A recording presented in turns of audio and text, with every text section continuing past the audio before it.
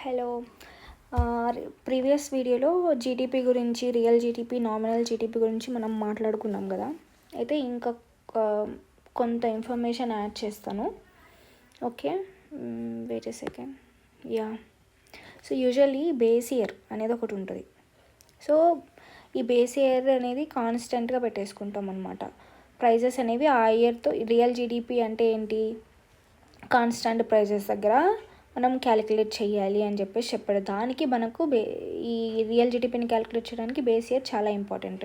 So government of India ఏం చేసిందంటే 2011 and 2012 అనే ఒక ఇయర్ని అడాప్ట్ చేసుకుందనమాట as a base year.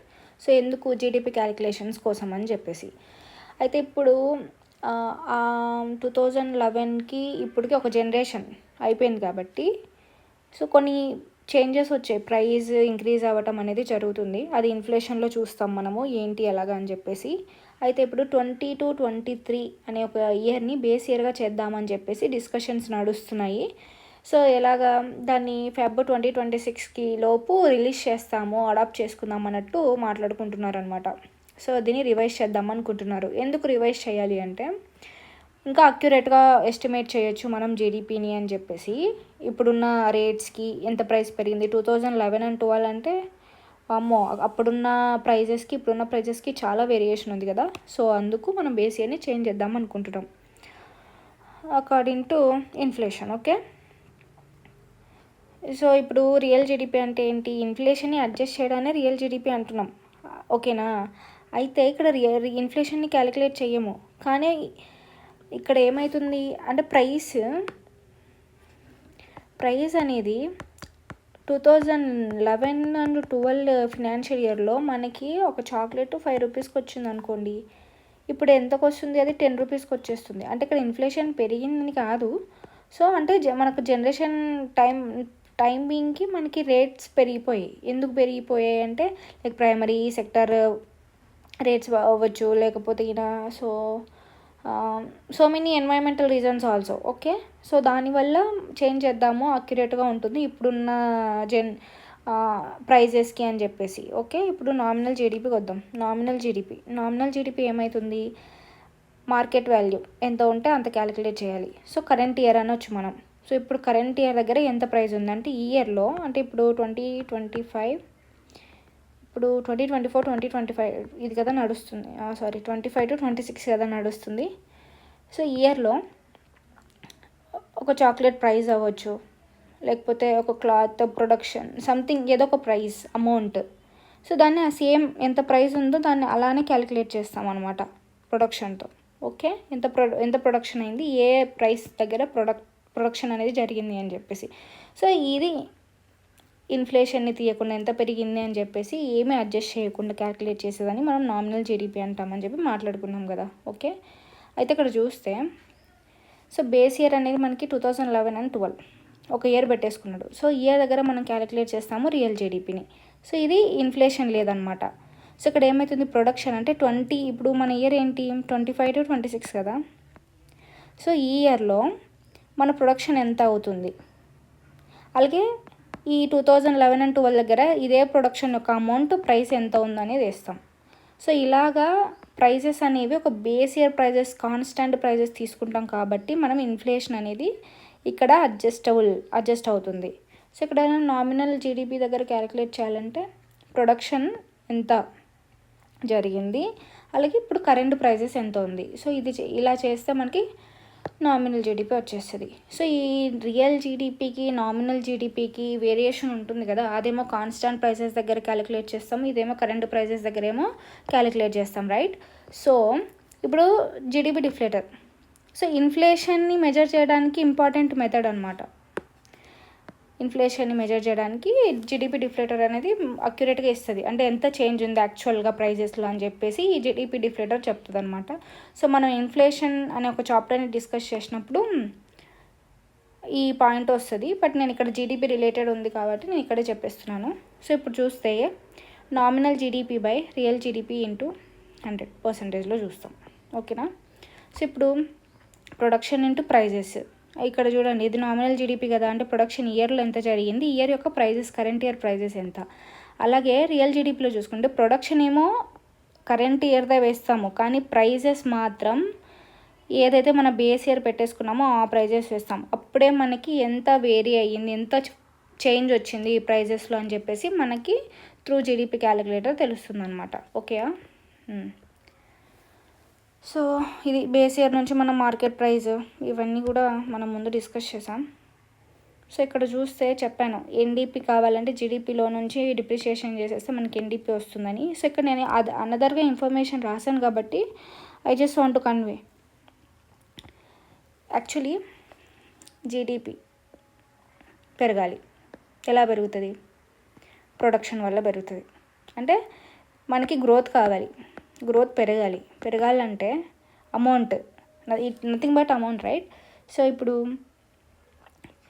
Once production అయినా పెంచాలి లేదా ట్యాక్సెస్ని అయినా పెంచాలి, రెండింటిని పెంచుతారు యూజువల్లీ. సో ఇక్కడ ఏమవుతుందంటే రేట్లు పెంచడం వల్ల, అదే ట్యాక్సెస్ కానీ ఇట్లాంటివి పెంచడం వల్ల ఇన్ఫ్లేషన్ అనేది అక్కరవుతుంది. ఇన్ఫ్లేషన్ అక్కరైనప్పుడు మళ్ళీ సో మెనీ మెజర్స్ తీసుకోవాలి, అది వేరే చాప్టర్ కిందకి వస్తుంది, మళ్ళీ డిస్కస్ చేద్దాం. ఇప్పుడు జీడిపి పెంచాలి. సో జీడిపి పెరగాలి కూడా. సో గ్రోత్ పెరగాలి. మనకి జీడిపి పెరిగిందంటే మనం అంత బెటర్గా ఉన్నట్టు కదా. సో ఇప్పుడు ప్రొడక్షన్ పెరగాలంటే యాక్చువల్గా ఏం జరగాలి? గూడ్స్ అండ్ సర్వీసెస్ అనేవి పెంచాలి. సో అప్పుడు ఏమవుతుందంటే ఎంప్లాయ్మెంట్ పెరుగుతుంది కదా. దీన్ని పెంచడం వల్ల ఎంప్లాయ్మెంట్ పెరిగితే ఆబ్వియస్గా వాళ్ళకి ఇన్కమ్ ఇవ్వాలి మనం. సో ఇన్కమ్ అనేది కూడా పెరుగుతుంది. ఇన్కమ్ పెరగడం వల్ల లివింగ్ స్టాండర్డ్స్ పెరుగుతాయి. ఎవరివి? పీపుల్వి, అంటే మనవి. సో ఇలా ఇన్కమ్ పెరగడం వల్ల లివింగ్ స్టాండర్డ్స్ పెరుగుతాయి. తర్వాత డిమాండ్ కూడా పెరుగుతుంది. డిమాండ్ పెరిగినప్పుడు ఏమవుతుంది? జీడిపి వల్ల ఆటోమేటిక్గా పెరుగుతుంది. సో ఆబ్వియస్లీ వాళ్ళు ట్యాక్సెస్ పే చేయడానికి రెడీగా ఉంటారు కాబట్టి ట్యాక్స్ పే చేయొచ్చు. అంటే ట్యాక్స్ ఎవేజన్, ట్యాక్స్ అవాయిడ్ అలాంటివి ఏం జరగవు అన్నమాట. ఓకే. సో ప్రొడక్షన్ అనేది జరగాలి, గూడ్స్ అండ్ సర్వీసెస్ని పెంచితే, ఇలా జరిగితేనే నీకు అన్ఎంప్లాయ్మెంట్ రేట్ తగ్గుతుంది. అలా కాకుండా నేను ఓన్లీ ట్యాక్సెసే పెంచుతాను, రేట్స్ పెంచేస్తే నేను గ్రోత్ పెంచినట్టే కదా అని అనుకుంటే వర్కౌట్ అవ్వదు. ఇన్ఫ్లేషన్ పెరుగుతుంది. డబ్బును పెంచుకోవటానికి ట్యాక్సెస్ని పెంచితేనే సరిపోదు. ఓకే. సో నాట్ ట్యాక్సెస్ని పెంచితే ఇంకేం అవ్వదు. ట్యాక్స్ అవాయిడెన్స్ ఇలాగే జరుగుతూ ఉంటుంది. ఇంకా అదొక టాక్సేషన్లో మళ్ళీ అదొక ఇంపార్టెంట్ థింగ్. అక్కడ చదువుకోవాలి మనం. సో ఇలా ఉంది. ఆ తర్వాత మనకి జీడిపి ఎలాగో భూటాన్ వాళ్ళకి గ్రాస్ నేషనల్ హ్యాపీనెస్ అనేది ఒకటన్నమాట. వాళ్ళు అలానే క్యాలిక్యులేట్ చేస్తారు. సో వీళ్ళు 1970s ఇంట్రడ్యూస్ చేసుకున్నారు ఆల్టర్నేటివ్ టు జీడిపి. సో వీళ్ళు 4 పిల్లర్స్ని తీసుకున్నారనమాట ఎలా క్యాలిక్యులేట్ చేయడానికి అని చెప్పేసి. ఇప్పుడు ఏ పిల్లర్స్? ఈ పిల్లర్స్ మస్ట్ అండ్ షుడ్ చాలా ఇంపార్టెంట్, ఇవి ఉండాలి ఖచ్చితంగా. So good governance and equality, sustainable and equitable development, preservation and promotion of culture, environmental conservation. So వీళ్ళు భూటాన్ వాళ్ళు గ్రాస్ నేషనల్ హ్యాపీనెస్ అనే దాన్ని వీళ్ళు మెజర్ చేస్తారన్నమాట. ఓకేనా? సో రీసెంట్గా భూటాన్లో ఇలా చెప్పారు. So just happiness index, gross national happiness అనేది ఎక్కడ విన్నామో అంటే సో భూటాన్ ఇంట్రడ్యూస్ చేసుకుంది. ఎందుకంటే అది మన పైన ఉంటుంది కాబట్టి వీ హ్యావ్ టు నో, అంతే. ఆ తర్వాత జెన్యూన్ ప్రోగ్రెస్ ఇండికేటర్ అని చెప్పేసి కూడా ఒకటి ఉంటుంది. అంత ఇంపార్టెంట్ ఏం కాదు, ఎక్కడ కూడా ఎగ్జామ్లో రాలేదు, బట్ ఇది కూడా ఒకటి ఉంది అని చెప్పి వీ హ్యావ్ టు నో అనమాట. సో ఇదేంటంటే జీడిపి వాల్యూ ఇంక్రీజ్ అవుతుంది యూజువల్లీ, మనం అదే ట్రై చేస్తాం మన గవర్నమెంట్. అయితే ఇక్కడ ఏమవుతుంది దానివల్ల, అంటే ఇంక్రీజ్ అవ్వటం వల్ల ఎన్వైర్న్మెంట్కి మనం ఎంత హార్మ్ఫుల్ ఆర్ సొసైటీకి ఎంత హార్మ్ చేస్తున్నాం అనేది కూడా తెలుసుకోవాలి మనము. జస్ట్ డబ్బు గ్రోత్ పెంచుకుంటేనే సరిపోదు, జీడిపి వాల్యూని పెంచుకుంటూనే సరిపోదు అని చెప్పేసి చెప్పారనమాట. సో ఇది కూడా ఇంపార్టెంట్ అన్నట్టు. ఇంకేమున్నాయి? సో ఇక్కడ సేమ్ జీడిపికి జిఎన్పికి డిఫరెన్సెస్ ఏంటంటే ఇదేమో డొమెస్టిక్గా, ఇదేమో నేషనల్స్ని యాడ్ చేస్తాము. జోగ్రఫికల్ బౌండరీస్ ఉంటుంది, ఇదేమో నో బౌండరీస్, ప్రపంచంతో క్యాలిక్యులేట్ చేస్తాము. ఇక్కడ ఇండియన్స్ అంటే యూజువల్లీ ఇండియాలో ఉన్న వాళ్ళు ఉంటారు, అలాగే ఆల్ ఓవర్ వరల్డ్లో ఉన్న ఇండియన్స్ వాళ్ళని కూడా మనం, అంటే ఎన్ఆర్ఐస్ని కూడా మనం యాడ్ చేసుకుంటాం. ఓన్లీ ఇక్కడైతే జీడిపిలో అయితే రెసిడెన్స్ ఆఫ్ ఇండియా అని మాత్రమే యాడ్ చేస్తాం. సో ఫార్ములాస్ తెలిసిందే కదా. ఇప్పుడు net factor income from abroad అనేది 0 అయిందనుకోండి, అప్పుడు జీడిపి ఈక్వల్స్ టు జిఎన్పినా, అంతే కదా. సో ఇది చాలా important. And it comes to net factor income from abroad అనేది 0 అయిపోయిందంటే జీడిపి అండ్ జిఎన్పి సేమ్ ఉంటుంది అని చెప్పేసి మనకి తెలియాలి, తెలుసుకోవాలి కూడా. చిన్న లాజిక్ అదంతే. సో ఇప్పుడు దాకా మాట్లాడుకున్నది ఒక పేజ్లో ఉందండి, ఒక పేజ్లో రాశాను అంతే. So factor cost, basic price, market price. So ఇప్పుడు మనకి జీడిపి మార్కెట్ ప్రైస్ వచ్చేసరికి ఆబ్వియస్లీ జిఎన్పి మార్కెట్ ప్రైస్ వస్తుంది. జిఎన్పి వచ్చేసరికి మనకి నెట్ ఫ్యాక్టర్ ఇన్కమ్ యాడ్ చేసామనుకోండి ఎన్ఎన్పి వస్తుంది. సో మనకి నేషనల్ ఇన్కమ్ కావాలంటే ఏంటది, ఫ్యాక్టర్ కాస్ట్ దగ్గర క్యాలిక్యులేట్ చేయాలి. సో ఫ్యాక్టర్ కాస్ట్ అంటే ఏంటి, సేమ్ ఇదే ఫార్ములానే రాస్తాం, plus indirect taxes minus subsidies, అంతే అయిపోయింది. నేషనల్ ఇన్కమ్ వచ్చేసింది. So per capital income current prices దగ్గర, కాన్స్టెంట్ ప్రైజెస్ దగ్గర, నామినల్, రియల్ ఎలా క్యాలిక్యులేట్ చేస్తాం. సో మనకి survey are budget something release చేసినప్పుడు ఇవే చూస్తూ ఉంటాం. So nominal, real, per capital income ఇవన్నీ కనిపిస్తూ ఉంటాయి, అక్కడ అర్థం చేసుకోవాలి మనం అంతే అవి చూసినప్పుడు. ఈ year budget, year survey. Okay, ఇప్పుడు జీడిపిని క్యాలిక్యులేట్ చేయడానికి 3 మెథడ్స్ ఉన్నాయి. ఒకటి product method, income method, expenditure method. Product మెథడ్లో ప్రైమరీ అండ్ సెకండరీ సెక్టార్స్ని మాత్రమే క్యాలిక్యులేట్ చేస్తాం. అది కూడా ఈ కన్స్ట్రక్షన్ అనేది సెకండరీ సెక్టార్ కిందకు వస్తుందని మనం ఆల్రెడీ డిస్కస్ చేసుకున్నాం కదా, దాన్ని తీసేయాలి, minus. So primary and secondary except construction. Income మెథడ్కి వచ్చేసరికి సర్వీస్ సెక్టార్ నుంచి, ఎక్స్పెండిచర్ అయితే కన్స్ట్రక్షన్. సో ఓన్లీ కన్స్ట్రక్షన్ మీద యూజ్ చేసి తీసేదాన్ని ఎక్స్పెండిచర్ మెథడ్ అంటాం. సో ఇప్పుడు history of national income calculations అంటే మనకి బిఫోర్ ఇండిపెండెన్స్ నుంచి కూడా నేషనల్ ఇన్కమ్ క్యాలిక్యులేషన్స్ అనేవి జరిగాయి కాబట్టి మనం వాటిని డిస్కస్ చేద్దాం, అంటే గన్ షాట్ పాయింట్స్ లాగా. ఫస్ట్ దాదాబాయి నౌరోజీ, ఈయన 1876లో నేషనల్ ఇన్కమ్ని ఎస్టిమేట్ చేసిండు. ఈయనే ఫస్ట్ టైం 19th centuryలో. సో ఈయన ఏమన్నాడు, పర్ క్యాపిటల్ ఇన్కమ్ 20 రూపీస్ అని చెప్పాడు. నేషనల్ ఇన్కమ్ ఎంత ఉంది, 340 crores ఉందన్నాడు ఆ పర్టికులర్ ఇయర్కి. ఓకే, సో తర్వాత విలియం డిక్బాయ్ అని ఆయన చెప్పాడు 19 అని చెప్పాడు, ఈయన 19 రూపీస్. ఈ ప్రొఫెసర్ షా అని ఆయన కూడా 74 రూపీస్ అని చెప్పాడు. అయితే ప్రొఫెసర్ వికేఆర్వి రావ్ అని ఆయన 1925లో first time scientific estimation of national ఇన్కమ్ని ఏంటి అని చెప్పాడు అనమాట. సైంటిఫిక్గా చెప్పాడు. సో సైంటిఫిక్గా చెప్పినప్పుడు పర్ క్యాపిటల్ ఇన్కమ్ ఎంత ఉంది, 62 రూపీస్ ఉంది ఈ ఇయర్కి చెప్పాడు. సో అక్కడ మన జీడిపి 1689 crores ఉందన్నమాట. అయితే ఇప్పుడు దీనికి ఒక కమిటీ వేయాలి అని చెప్పేసి ఒక నేషనల్ ఇన్కమ్ మీద ఒక కమిటీ వచ్చింది, హై పవర్ కమిటీ అని చెప్పేసి వచ్చింది అనమాట 1949లో ఆఫ్టర్ ఇండిపెండెన్స్. ఫస్ట్ కమిటీ అనమాట, నేషనల్ ఇన్కమ్ మీద వచ్చిన ఫస్ట్ కమిటీయే హై పవర్ కమిటీ ఇన్ 1949. ఇందులో ఈ 3 members ఉన్నారు, వీళ్ళు చాలా ఇంపార్టెంట్. ఓకే, సో ఎగ్జామ్లో మెంబర్స్ ఎంతమంది ఉన్నారని చెప్పేసి కూడా ఆబ్జెక్టివ్ టైప్లో అడిగారు, వచ్చే ఛాన్స్ కూడా ఉంది. సో పీసీ మహల్నోబిస్ అని ఆయన చైర్మన్గా ఉన్నాడు. వికేఆర్వి రావు సైంటిఫిక్గా చెప్పాడు కదా, ఆయన గాడ్గిల్. సో వెస్టర్న్ ఘాట్స్ మీద రిపోర్ట్ ఇచ్చింది ఈయనే అని గుర్తుపెట్టేసుకోండి.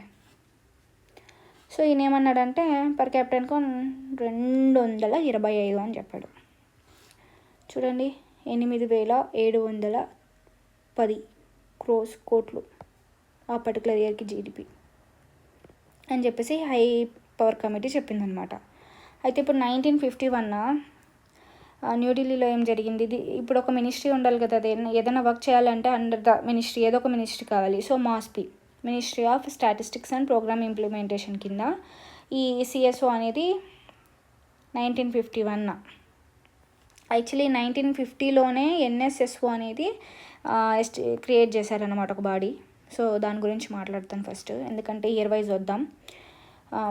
1949లో ఏమో కమిటీ వచ్చిందండి, హై పవర్ కమిటీ అనేది వచ్చింది. సో 1950లో ఏమొచ్చింది, ఎన్ఎస్ఎస్ఓ వచ్చింది. 1951 సిఎస్ఓ వచ్చింది. ఈ రెండు under the ministry of MoSPI, ministry of statistical programme implementation. Okay, ఇప్పుడు ఈ 1950లో ఎన్ఎస్ఎస్ఓ వచ్చింది. యాక్చువల్లీ ఇదేం చేస్తుంది, సర్వే చేస్తుంది, యాన్యువల్ సర్వీస్. ఏం డేటా కలెక్ట్ చేస్తుంది అంటే పావర్టీ మీద, అన్ఎంప్లాయ్మెంట్, కన్జ్యూమర్ బిహేవియర్ ఎలాగ ఉందని చెప్పేసి డేటాని కలెక్ట్ చేయడం దీని పని.